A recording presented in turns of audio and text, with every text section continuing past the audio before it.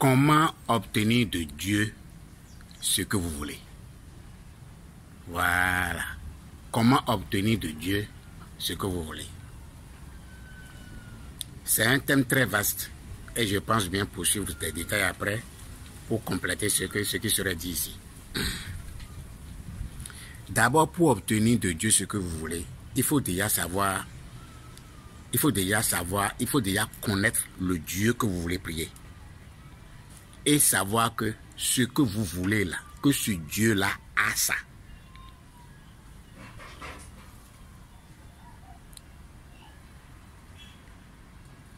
Pour obtenir de Dieu ce que vous voulez, connaître d'abord le Dieu que vous priez est capital.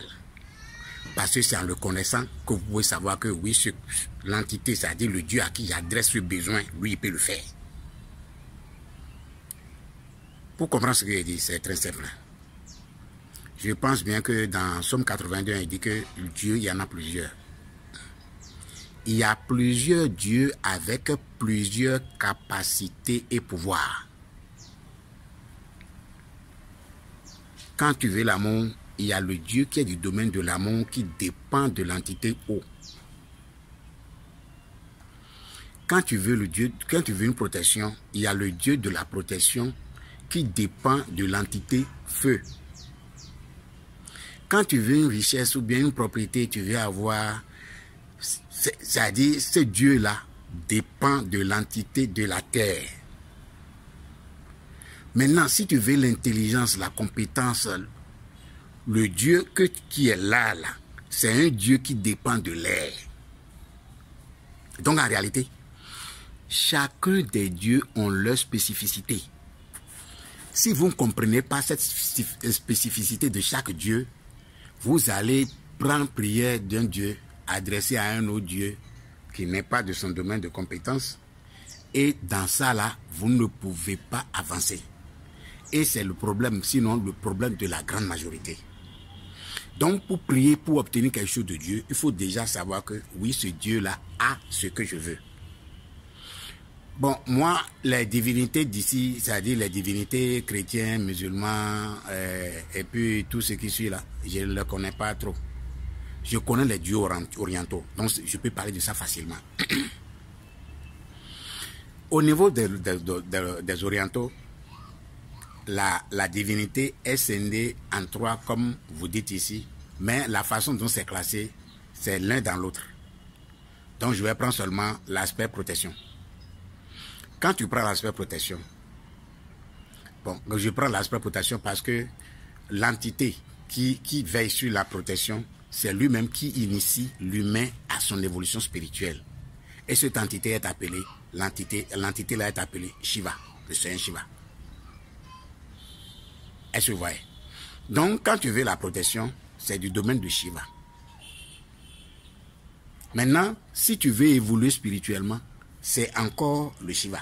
Donc, c'est à cause de ça que tous les yogis que vous voyez là, leur divinité est là, c'est Shiva. Parce que c'est l'initiateur de yoga, de toutes les formes de yoga qui existent. Parce que c'est en t'initiant sur les formes de yoga qui existent et en évoluant, en avançant sur ce chemin, en même temps que tu accrois ton pouvoir de protection.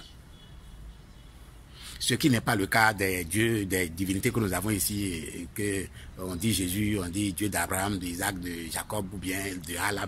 Non, non, non, c'est pas la même chose. C'est carrément totalement différent. Est-ce que vous voyez? Donc, connaître d'abord la divinité que tu es en train de prier, c'est déjà un pas vers l'obtention de ce que tu dois avoir. Maintenant, est-ce que prier une fois suffit? Non. Prier une fois ne suffit pas parce que quand vous priez une entité, supposez que vous prenez le mantra de, pas Shiva, vous avez la possibilité de le joindre par ses propres mantras, pas les mantras par lesquels vous pouvez le joindre. Est-ce que vous voyez? Il y a l'autre route de yoga qui sont aussi les voies qui le joindre parce que tous les yogas sont en bas de lui. C'est de lui que dépendent tous les yogas. Donc j'ai dit, il faut déjà connaître l'entité là pour savoir ce qu'il a. Donc dans la classification des divinités au niveau des orientaux, il y a, selon eux, le pré-créateur qui est Brahma, qui est le père de la création. Il y a Vishnu. qui est le détenteur de la prospérité, du succès, de tout. En tout cas, lui, il est le détenteur de tout. Donc, tout ce que tu veux en réalité est en lui. Tu veux l'intelligence, la richesse, tout ce que tu veux est en lui. Parce que c'est de lui que vient le Seigneur Mahalakshmi. Donc, je vais expliquer un peu ça. Donc, je vais aller en profondeur pour pouvoir orienter chacun. Pour montrer l'aspect, c'est-à-dire comment les orientaux, eux, ils abordent de façon efficace les dieux et ils obtiennent ce qu'ils veulent de ces dieux-là.